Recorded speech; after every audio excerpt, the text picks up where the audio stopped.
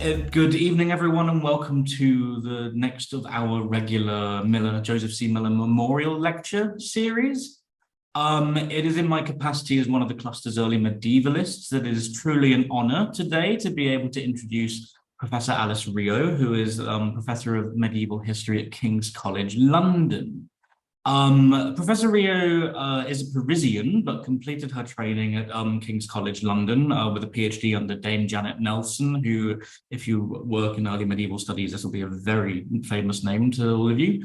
Alice Rio is herself now a relatively famous name in early medieval, a quite famous name, I should say, in early medieval studies. She is the author of a wide range of very well-known and in our field very widely cited studies on slavery, punishment, the complex interactions of the social world with law, as well as on formularies and charters, the sorts of things that make up the nuts and bolts of how medievalists study these sorts of issues.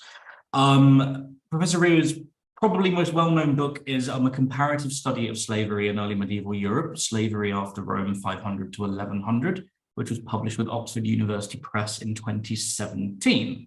And Professor Rio has also written a number of articles on these subjects. Professor Rio holds two prizes from the Royal Historical Society, the Alexander Prize and the Gladstone Prize, and is currently working on a history of early medieval Europe told through the lives of women who moved from one European region to another, and a few who experienced other forms of transfer between different communities. I should also add here that Professor Rio is presently the co-editor with Matthew Hilton of the English language journal Past and Present. Today, Professor Rio will be speaking to us about the European slave trade and regional profiles of slavery in the early Middle Ages. And I'd like to hand over to you now, please, Professor Rio.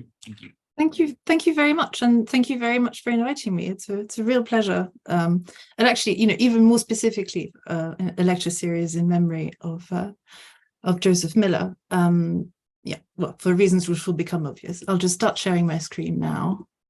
So, over the last few years, the study of early medieval slavery has become almost unrecognizable. Back in the 2000s, which is when I first started thinking about this topic, people who thought that there were vast numbers of chattel slaves around during the early Middle Ages tended, first of all, to be among a minority of historians, and they also tended to think in terms of survival from Roman slavery. They also tended to be mainly thinking in social historical terms about labor relations and social position. So this is the old debate about when do Roman slaves become medieval serfs, an opposition which has certainly confused the terms of the debate. Since then, though, the focus has shifted ever more towards the slave trade to the east. And there's been an increasing realization of just how vast that was. So this was a trade that had nothing to do with Roman slavery and was, in essence, a new phenomenon. It peaked in the 9th and especially the 10th centuries, and it also mostly involved people who were from areas that had never been part of the Roman Empire in the first place, with slaves taken above all from Slavic Europe, but also from Ireland, Scotland, the British Isles in general. And key consumer markets in places like Baghdad and Bukhara in what are now modern-day Iraq and Uzbekistan. So these days, if you're interested in slavery in early medieval Europe, the more obvious time to look for slavery is no longer the immediate post-Roman centuries, but the 9th and 10th centuries. And the obvious place is no longer, as in the classic literature on the subject from Mark Bloch onwards, the heartlands of the Carolingian Empire with its estate surveys and its lists of free and unfree peasants, but most of all, frontier regions with the Muslim world in Spain, southern Italy, and Sicily, or regions very far to the west or the north, like Ireland, Iceland, Scandinavia, or Eastern Europe. So areas that typically had got quite short shrift from the bulk of traditional earlier historiography on medieval Latin Europe. I very much include myself in that. So some of this shift in focus is being driven by new information, newly discovered silver hoards, for instance, other archaeological finds. Much of the relevant information, though, had actually been available for a while, but it had remained confined within quite compartmentalized research specialisms, so that it didn't become mainstream until relatively recently. And this is partly because studying these regions requires just a rarer, very demanding skill set, requiring highly specialized technical training like numismatic, or relatively hard to access linguistic training. So most of the sources and the historiography are in languages that graduate students of medieval history don't just kind of learn as a matter of course. Medieval languages like Old Church Slavonic, Old Irish, Old Norse, Classical Arabic, or modern ones like Russian, Polish, Czech, or Swedish. So the reason why this material is now becoming more mainstream isn't because those skills are now becoming much more widely mastered than they once were. It's more to do with the rise of global history. Global history is notoriously just a lot more forgiving about gaps in skill sets than our older historiographical traditions anyway. But in addition, its rise and the shift in attention that it's occasioned away from traditional heartlands and towards zones of cultural interface, so zones that used to be called peripheral, also means that more and more work on these topics is now being published in English, and there are also more source translations, because it's the lingua franca for communication between people who are in hitherto unrelated fields. So work on these regions is becoming much more accessible to a wider audience of historians. The themes privileged by global history have also played a role in the boom in the study of this slave trade. So global history attaches greater importance to things and people that were moving or being moved long distance. So in the last 10, but especially in the last 5 years, there have been a vast number of publications about global Vikings and long distance trading, especially to slave trading. So again, this is not a new theme as such, but it's in a new position. Whereas earlier big narratives about early medieval slavery had to do with the exploitation of labor and practices of slavery or unfree status more generally, and trading had been seen as a more marginal phenomenon, now the center of gravity is shifting. I realize as if that makes it sound as if the two are somehow in competition, but of course there needn't be a tension here.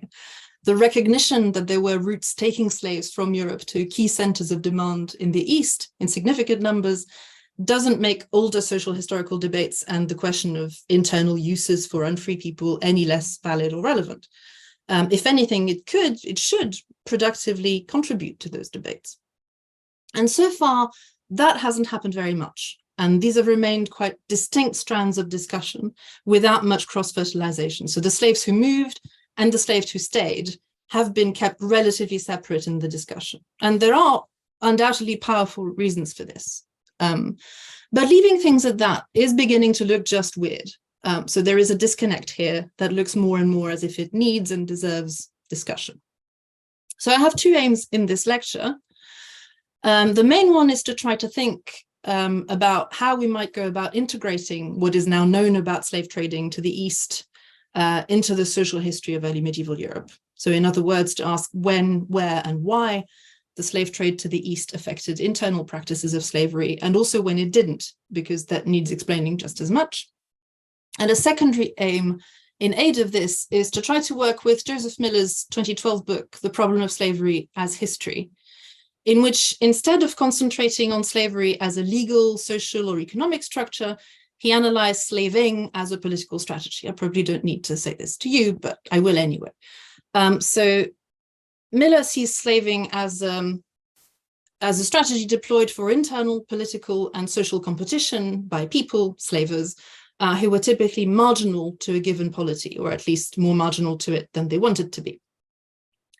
Miller sees slavery as a way for these people to not engage with the community within which they were competing, and instead using slaving to eschew established routes to internal social advancement.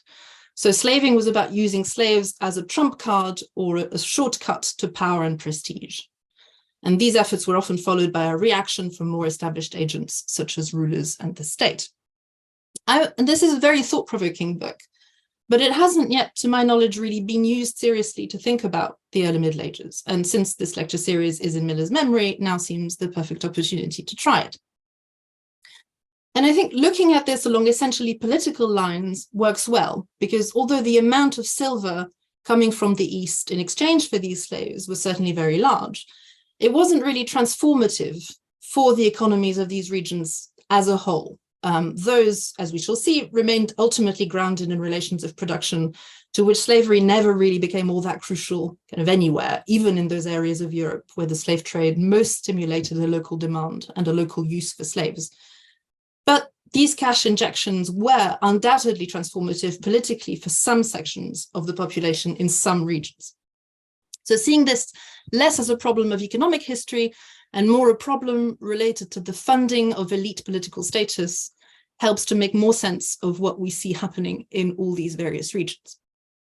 So I'll start by giving you, as briefly as I can, on the assumption that you are a non-specialist, a potted history based on recent research not done by me about the main routes for slaves that operated in this region of the world. So basically between Ireland and Samarkand. So really, again, this is for a bit of context, and apologies and congratulations if you already know all of this. So the main centers of commercial demand for slaves during the 9th and 10th centuries were the Abbasid Empire centered in Baghdad. Judging from silver hoard finds, on which I'll say a bit more shortly, this seems to have peaked in the 9th century and dried up in the late 860s. After what looks like a hiatus, trade to the east takes off again from the beginning of the 10th century, with the main center of gravity this time in the Samanid Empire, which covers roughly now modern-day Iran, Uzbekistan, and Afghanistan. So from the early 10th century, there were also two new rival caliphates declared in the Mediterranean, and therefore two new capitals, one eventually in Fatimid Fustat, Cairo, which didn't fit on the map, and the other in Umayyad Cordoba here, both of which were also became important destinations for the slave trade. So all of these were ruling cities in the Muslim world, and state demand is generally considered to have been the prime mover for long-distance slave trading to these places. Conversely, when you see large-scale demand dry up, as it did from Baghdad in the late 860s or from Cordoba at the end of the 10th century, this often coincides with some kind of political collapse.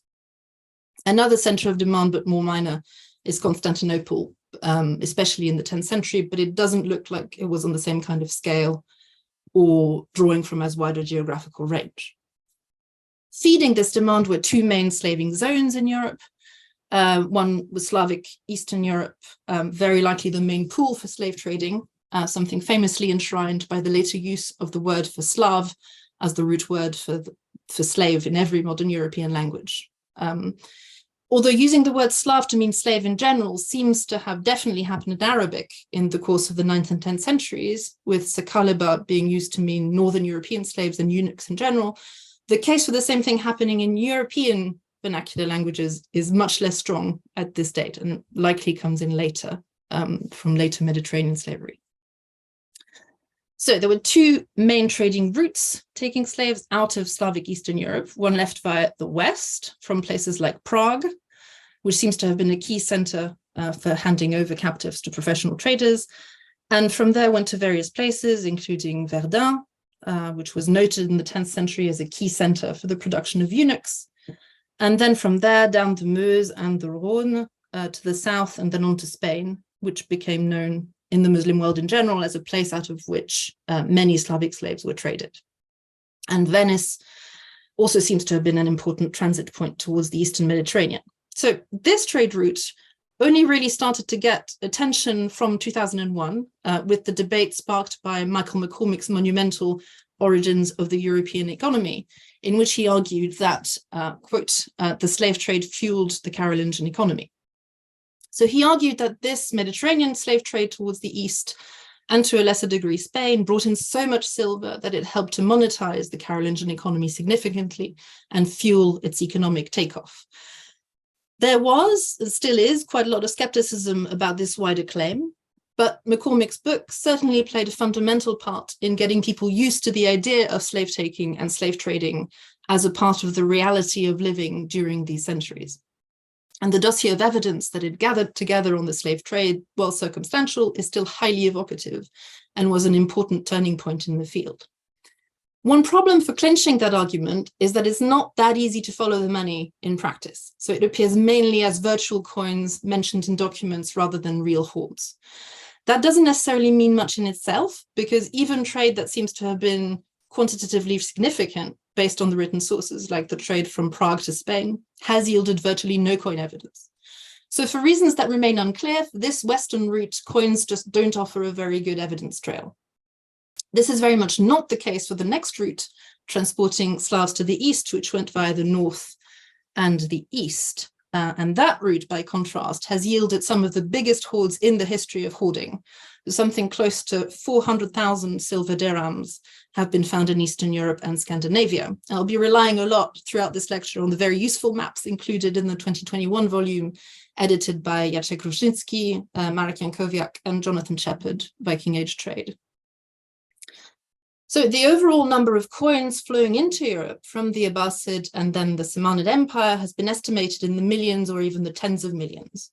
This was not just for trading slaves, but also furs and amber. But recent publications suggest we should probably be thinking in terms of thousands of slaves every year as a ballpark figure.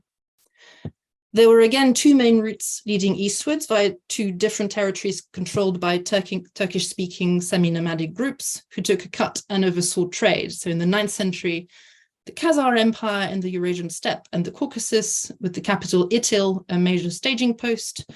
And in the 10th century, when the trade turned more towards the Samanid Empire, the Volga Bulgars became the key players with the city of Bulgar, the main trading hub. And the silver dirhams found in hoards came via these two big intermediaries. Who was active on this trade route further west can be guessed at from where silver dirham hoards are found, and this is throughout Eastern Europe. So initially on the Baltic, and then further inland. So from the 930s, you start to find hoards containing dirhams in lands controlled by what would later become the first Polish royal dynasty, the Piasts, in Wielkopolska. So a large number of dirham finds are also in Scandinavia.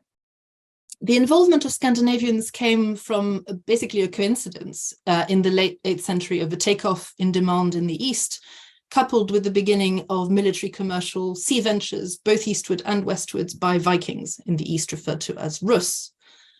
And these became key raiders and partners in the slave trade. And this participation significantly elongated the range of the trade, which brings me to the other, quite different main pool of slaves, and also somehow an even more unknown quantity, and that is Ireland and the British Isles. Viking activity in Western and in Eastern Europe used to be seen as quite separate, but they're increasingly becoming seen as connected. So there's an increasing sense that the British Isles and Ireland were plugged into Eastern markets, and that slaves would have been a key commodity coming out of them. It's been recently argued that political structures like the kingdoms of York and Dublin were essentially intended to facilitate trade between and back to the mainly southern Scandinavian markets, which were a key interface between East and West. So the main two such market towns, Birka and Hedeby, are both known from written sources to have seen traffic in slaves.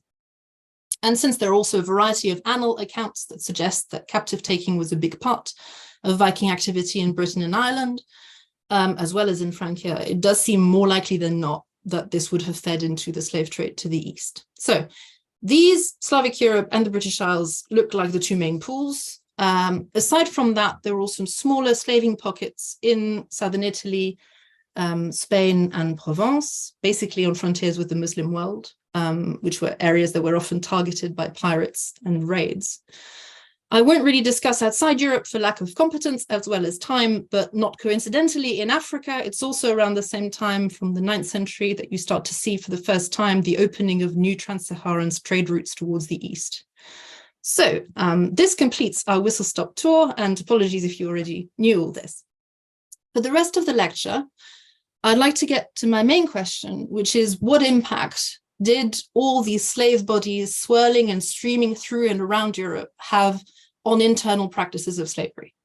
What kind of articulation, or on the contrary, disjuncture, can we see in different places between slave taking and trading on the one hand, and slave holding and slave exploitation on the other? And how do you account for these differences? So the trade to the east has sometimes been presented explicitly or implicitly as a movement that eventually drains Europe of chattel slaves because of an imbalance in both volume of demand and in prices strongly in favor of the Muslim world. But it's probably best not to think about this in terms of a zero-sum game between very large geopolitical blocs like Europe and the Muslim world, in which the Muslim world somehow wins the competition, causing an end to slavery in Europe, because it would actually be surprising for the Muslim demand for slaves to have led to this as a direct consequence. If anything, it would have been more likely to have had the opposite effect. So we should instead think in terms of a moment in which the sudden injection of vast amounts of silver stimulates commercial traffic in slaves throughout this kind of huge double spine across the Mediterranean and across the Irish Sea, the Baltic, and the Eastern European river system. While overall the largest numbers moved east, on a more granular level, slaves could also be exchanged in shorter range transactions and taken in several different directions along this spine. That's why we don't have to imagine kind of vast numbers of Irish slaves all ending up in Samarkand as the necessary consequence of the trade links I've just been talking about. Maybe some did end up there. So as I mentioned, the word Sakaliba is likely to have been used by this point to refer to many different Europeans, not just Slavs. But it doesn't need to have happened in order for the northern arc linking Ireland to the Caspian to be plausible as a connected trading network. So between the origin points and the end points, there was clearly a lot of traffic that churned back and forth, and slaves ended up being sold in lots of different places, depending on the vagaries of the movements of the people who traded in them. In Ireland, for instance, you can clearly see that captives were traded from Viking to Viking based on who was leaving when and who was buying up captives at the point they were ready to go to a more distant market. Iceland is a clear example where you can see that the existence of a large-scale distant market stimulated the movement of slaves to lots of other places besides that market. So Iceland was overall poor compared to Scandinavian homelands, was not a key market for slaves or really for anything, but even their settlers and their descendants had access to foreign, mainly Irish slaves. They were available to them partly because of raiding practices and routes put in place in response to the slave trade in the East.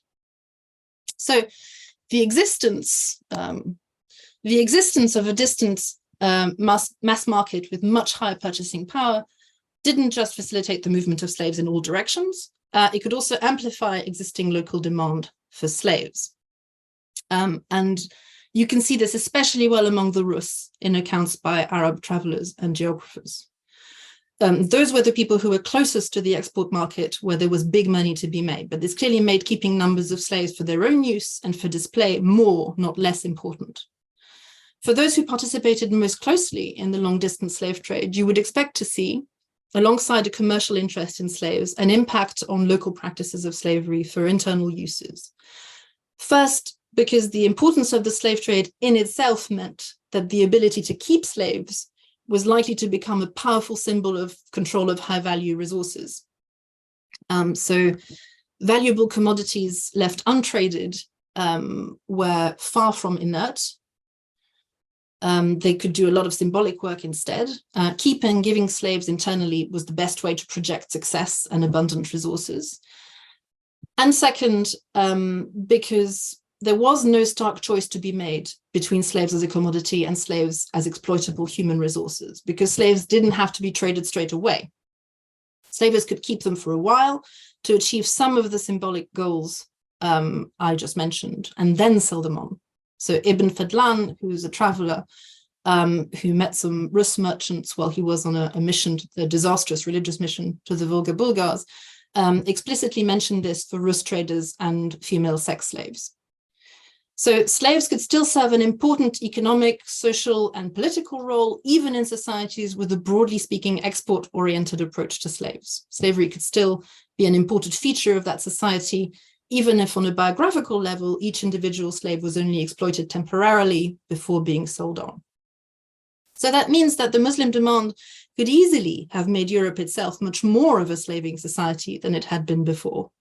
Obviously, along the main axis of the trade, but given the crisscrossing of routes, it could have had this effect almost everywhere. So that's why it's worth asking why it seems to have had this effect only very unevenly. And the more precise question becomes, where did a local demand grow to meet the possibilities offered by these streams of supply coming through? And more intriguingly, where it did not grow, why not? What might have prevented it? In Miller's terms, basically, what made slaves a good trump card for slavers to play for internal competition? What variables came into play? Within a slaving zone, or in the immediate vicinity of one, a key variable would have been the scope for creating commercial partnerships. Local elites might find, in a slaving zone, might find, if they were lucky, that they had a choice between being victims of the slave trade and making themselves partners in it. So what became the Piast dynasty in Polish lands managed to become slave trading partners rather than targets, both by raiding slaves themselves and later by receiving them as tribute from other Slavic groups under their overlordship. So in effect, subcontracting the raiding in turn. Ibrahim ibn Yaqub, a 10th century Jewish traveler from Muslim Spain to Poland, noted that retainers of the first really powerful Piast ruler, Mieszko I, were apparently paid in silver. So his kingship evidently relied on a reliable influx of silver obtained by selling to Rus traders, people whom they had obtained as tribute. In this case, the slave trade clearly contributed to structuring political power relations to a significant extent. Ireland may have seen something like this kind of process. It's hard to tell from written sources, but you could certainly infer this from the fact that the hoards with Samanid coins or hack silver connected to Scandinavia were apparently deposited while in Irish hands, specifically the hands of the southern O'Neill's kings. So following the same logic as with the Piasts, although the volume of evidence is much, much smaller for Ireland, this could suggest a degree of cooperation in slaving activities, perhaps initially as a byproduct of local military conflict, but later also very likely based on high numbers of captives mentioned in annals as an end in itself. So this fits in quite well with Miller's notion of initially more marginal groups in a highly competitive environment finding a way to use slaving to gain a quite sudden and very significant advantage over local competitors, in this case by managing to turn themselves into a privileged interlocutor for agents involved in other longer-ranging networks. This is in marked contrast with places where slaves were mostly acquired for Muslim markets via direct raiding by external agents. So in Italy or Spain, for instance, it's very hard to see that there was much scope for local political big shots to make much of the presence of the slave trade. Mostly it seems to have been merchants who did well out of it. So Venetian merchants trading Slavic slaves were the ones who made big money out of the slave trade, not Sicilian or Calabrian chieftains or whoever might be counted as equivalent to the Piasts in their early days. So the accessibility of raiding zones and whether slaves were obtained via direct raiding or subcontracted to local contacts, who could then generate entire political structures in aid of this, was an important factor if we're thinking about the scope for slavery to feed into local agents' political strategies. This isn't an especially stunning insight in itself, but I think it does help to account for the differences in the profiles of slavery between Northeastern Europe and the Mediterranean. And I should address here one other obvious difference between Italy and Poland, the North and the Mediterranean, and that is religion. So in Italy, the raided but not traded populations were Christian. And the idea that a prohibition on enslaving co-religionists was a key factor driving the fate of slavery during these centuries is very old, and it's just come back again and again in different forms. So it's certainly worth discussion, even if to my mind, its importance has been vastly overrated. The prohibition itself didn't have equal purchase everywhere. So throughout the period, it was much more established among Muslims than among Christians. The nature of the prohibition was also different between Islam and Christianity. So Muslims could in principle never be enslaved to anyone, including other Muslims. In Christian Europe, the prohibition applied only to selling Christians to non-Christians. Selling a Christian to another Christian was still regarded as perfectly fine. So another difference between the Muslims and the Christian sides was at what stage on the slave trading route the prohibition would have been triggered and what it would have involved. The prohibition on the enslavement of Muslims could hit merchants where it really hurt in their profit margin if, when they reached the consumer end, they found it hard or impossible to offload enslaved Muslims. The prohibition would not have required much by way of enforcement effort to take effect, just the lack of demand would have been enough to be dissuasive. By contrast, in the 9th and 10th centuries, there was always a market for Christian and any other non-Muslim slaves in the East, provided merchants could physically get them there. So there would always be people motivated to raid and trade in them. At this end of the route, the position was reversed. You had highly motivated raiders and merchants, virtually certain of making a good sale later down the line. And unlike in the Muslim world, enforcing a prohibition on the sale of Christians to non-Christians could only have been achieved through a deployment of military force. So this would have made it inherently much more challenging and required a lot more motivation on the part of rulers and political agents. In any case, even if the prohibition on the sale of Christians to pagans had had an effect in Western Europe, even this would not naturally have had an inevitable dampening effect on the slave trade. So the fact that Christianity spread far and wide during this period certainly may have meant that more populations became off limits. So this is again hard to actually see in sources. But the people who were Christianized in the course of the 10th century were not just the targets of slaving in Slavic Eastern Europe, for instance, they also included the Scandinavian slave traders. And since there was no problem with selling Christians to Christians, the two could well have cancelled each other out. So at the same time as Christianization may have made certain populations no longer okay to sell to pagans, by the same logic, it would also have opened up new legitimate markets because there were also fewer pagan buyers. So this may account for what looks actually for a weird kind of peak in discussion of the sale of English slaves abroad in English sources of the 11th century. A lot of this discussion comes from one man, Wulfstan of York, who's a bishop and a major religious figure who had a hand in drafting laws as well as sermons, in which he decried the sale abroad of slaves, particularly slaves who had been judicially enslaved. His Sermon of the Wolf to the English has a very strong apocalyptic flavor, which makes it hard to read his work as responding to actual everyday conditions.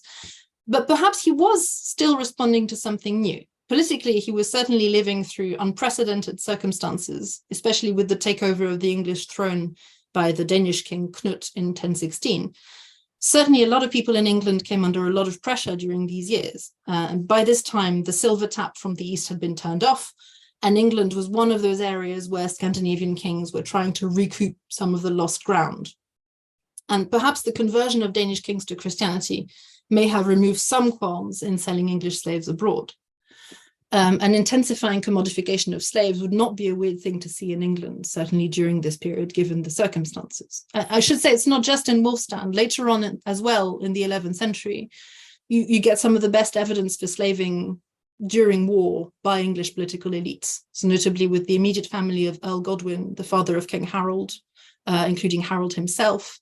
Godwin's wife, Harold's mother, was later accused of having sold vast numbers of slaves, especially beautiful girls, out of England into Denmark. So this was the situation in England, where it became more closely connected with Scandinavia than it had ever been, and at a time where every party involved was at least nominally Christian. So to me, this suggests that there is no really compelling case to be made that the increasing spread and reach of Christianity would have limited many agents' room for maneuver or stopped them from pursuing their strategies for advancement via slave trading. Much more fruitful, to my mind, in predicting differences between different regional internal profiles of engagement with slaving and with the slave trade was the relative importance of movable wealth versus land for the life of the political elite, its funding and its symbols, and equally importantly, the extent to which the two were mutually convertible.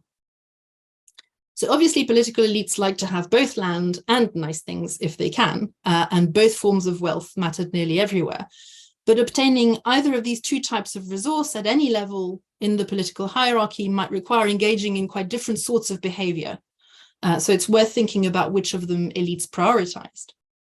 This can be broken down into smaller factors, all of which affected how good a strategy slaving would have been to achieve political ascendancy for a member of the elite.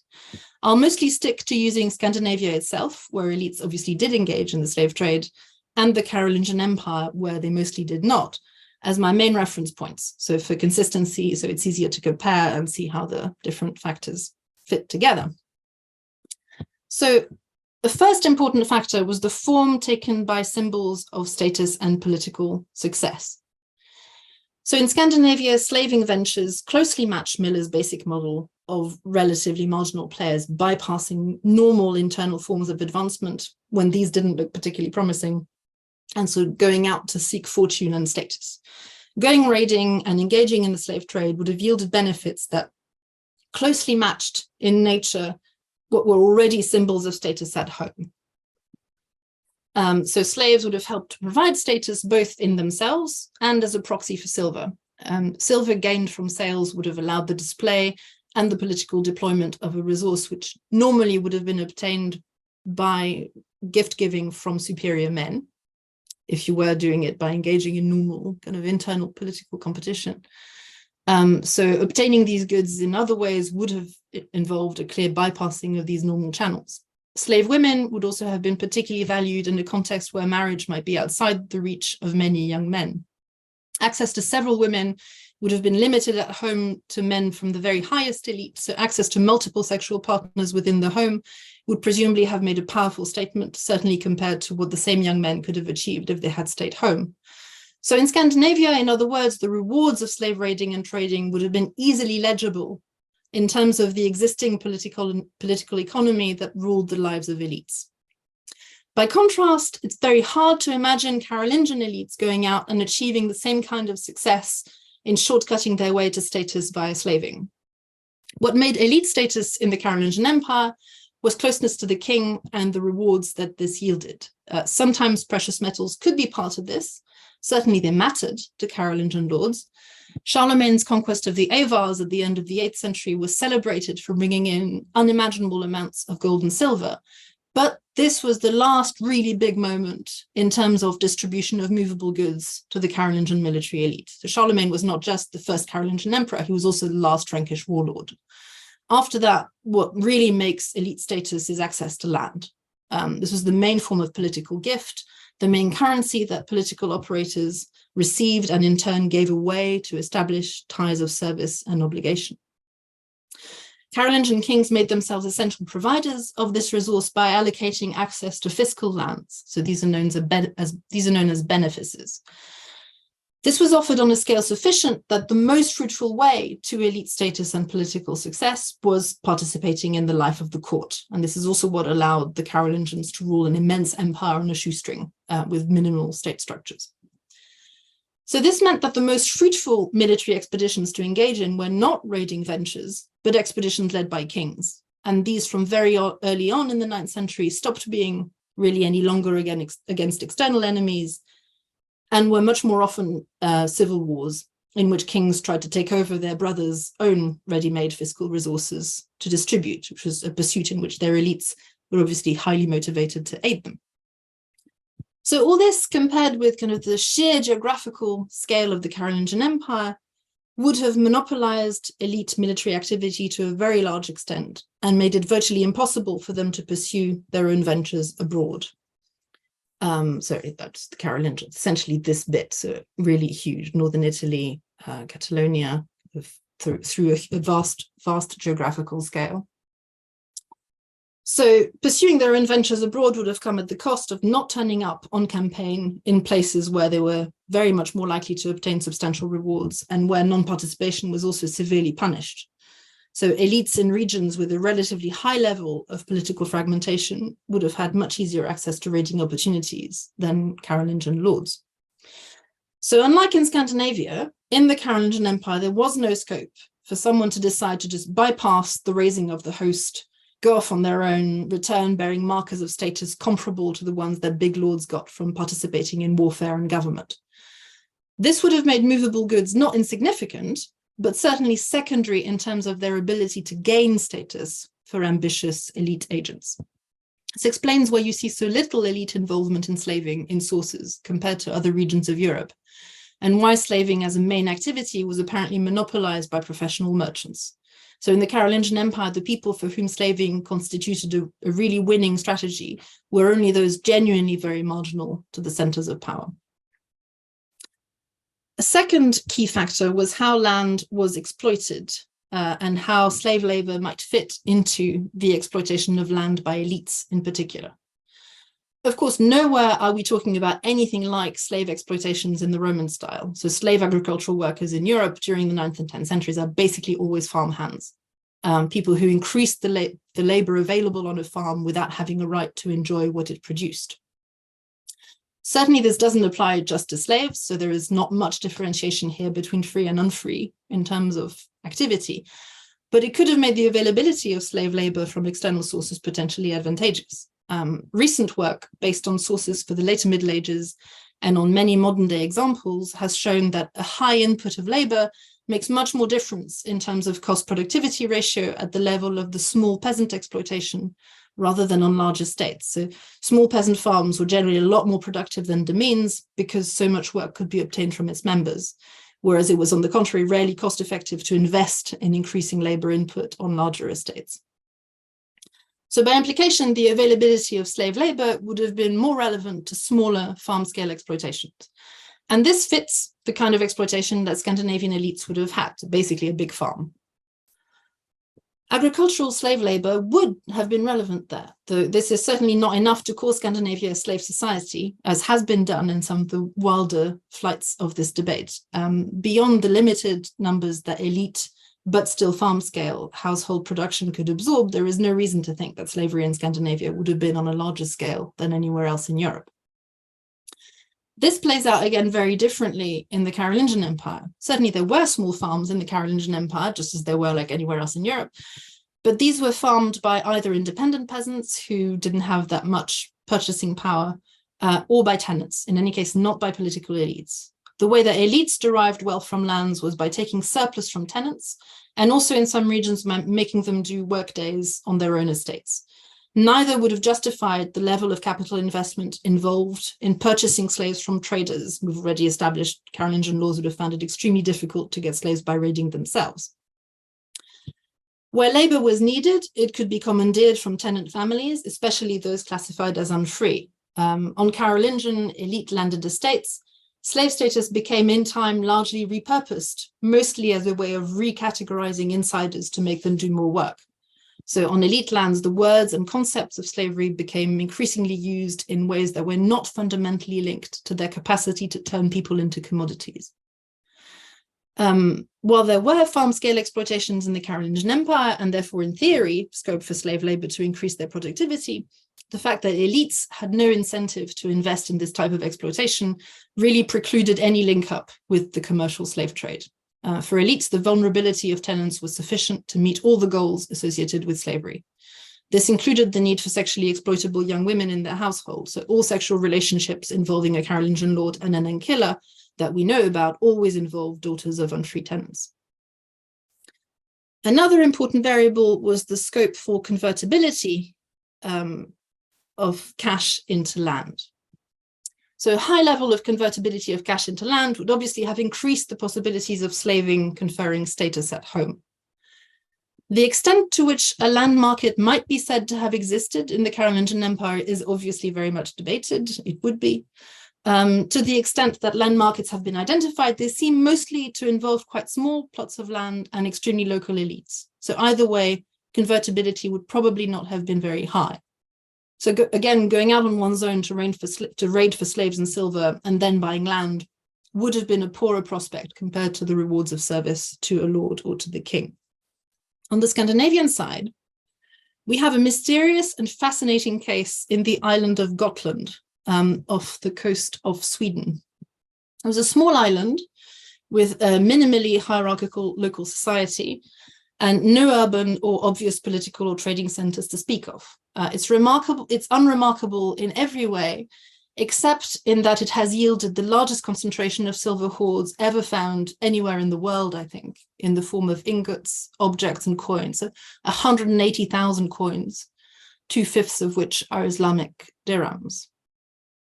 The hoards from Gotland are astonishingly rich. The biggest is the famous Spillings hoard, discovered in 1999. It was buried sometime after 870 or 71 in what looks like a warehouse. It contained 66 kilos of silver, including nearly 500 arm rings, hack silver ingots, and 14,300 coins. Some of the silver is put together in little bundles that weigh around 200 grams each, which is the equivalent of 1 mark of silver. So it's likely it was intended as a kind of cache of silver for melting into ingots and for other silver metalworking. Hoards are widely distributed over the island. They're not associated with particularly wealthy-looking houses. There are no signs of larger or richer farms that you can start to see in mainland Sweden around the same time. There are no extravagant burials or burial mounds, hardly any burials with weapons. All this suggests fairly general affluence, a lack of monopoly over wealth, and also just a real lack of competitive display. Gotlanders look like slave traders who brought their profits back home. Many historians and archaeologists who have worked on Gotland seem to regard it as mainly remarkable in how much was left in the ground, rather than how much silver was brought home in the first place. Part of what made Gotland special may be that it, as a society, seems to have made a conscious effort, far more effort than in mainland Sweden, for instance, to neutralize the more destabilizing impact of slaving as a strategy. So the contrast between the sheer wealth available to the islanders and their relatively non-hierarchical wealth distribution suggests that Gotland can be seen as a kind of proactively egalitarian early medieval slave trading community. Ending up without a small group of strong men owning everything, with that much silver reaching the island, just seems unlikely to have happened by chance, and it really looks like the fruit of an active choice. There was a local elite, so Gotland was not strictly egalitarian, but clearly there was also a concern to avoid the most antisocial uses of cash money. And one way Gotlanders did this seemed to have been by deliberately making cash and land not mutually convertible, in order to avoid slavers changing and destabilizing the nature of local society and hierarchy.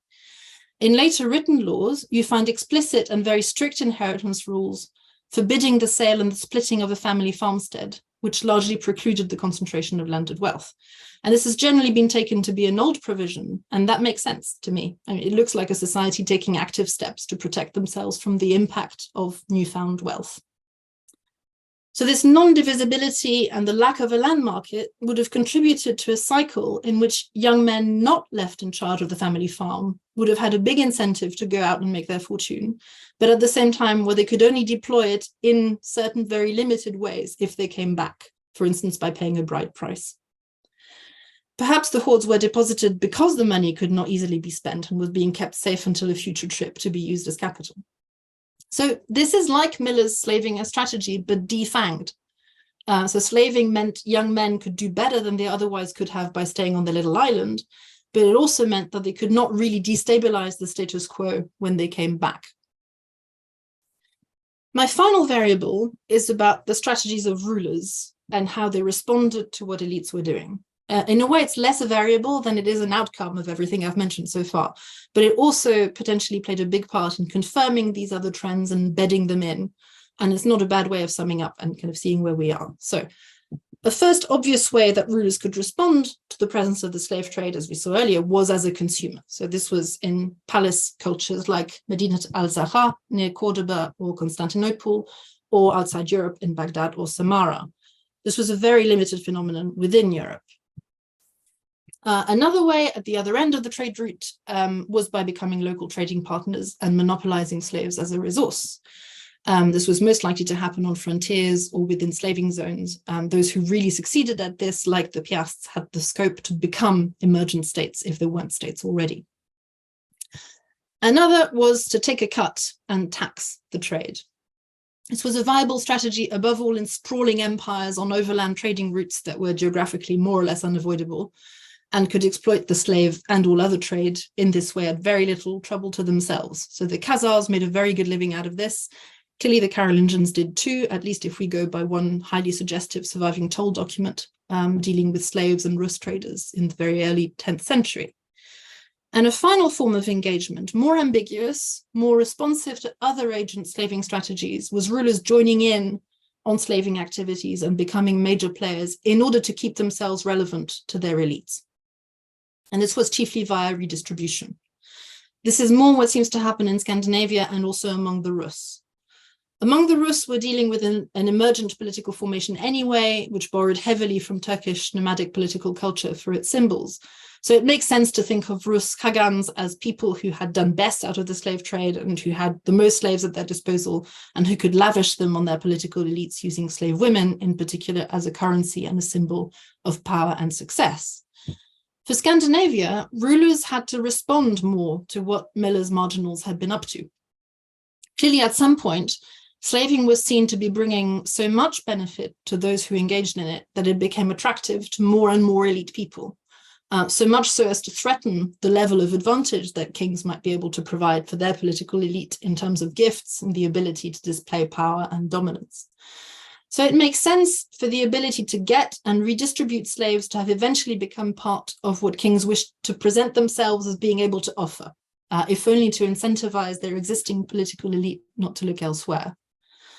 Much as slaving was a good strategy for slavers because its products aligned well with symbols of power in Scandinavia, there was also a convergence from the other end as kings increasingly tried to match and best whatever these increasingly profitable foreign ventures might bring, by rewarding their warriors with, as a 10th century skaldic poem in honor of Harold Fairhair puts it, gold from Hunland and slave girls from the East lands. This political need may in fact have outlived the silver supply itself and the trade in slaves to the East, at least for a time. So the need to satisfy military followers in ways mirroring the slave trade and to continue to distribute to them the same valued resources regardless of market forces could help to explain the more directly colonial ventures of Danish kings in the 11th century. And it might help to explain also the peak in sources discussing slavery in 11th century England that I mentioned earlier. To conclude, Miller's model is helpful for thinking through the reasons why the silver from the East was transformative for some European operators and not for others. Traders, political elites, and rulers all reacted differently to the possibilities it offered to them. In some areas, the slave trade offered a really good shortcut to status. In others, or for other people, much less so. Some areas like Gotland seem to have recognized the disruptive potential that Miller is talking about very consciously and attempted to guard against it. Thinking in terms of strategies, of categories of agent, rather than in terms of longue durée cultural trends, also makes more sense of what seems to have been a highly changeable situation. The English case shows that local military elites might very quickly adapt to new possibilities for slaving, no matter how like their kind of Carolingian continental neighbors, their political culture might have seemed otherwise. Conversely, once acquired, expectations about symbols of status and what resources kings ought to control could be hard to shed. So Danish kings continued to feel the pressure to engage in slaving practices long after the point where it really made sense in terms of the economics of the trade.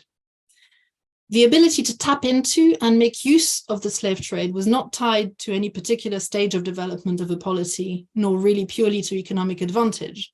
Rather, it was about how many variables came together to make the material and symbolic advantages gained through slaving translatable and convertible into the language of power that was at work in the society the would-be slavers had to compete in.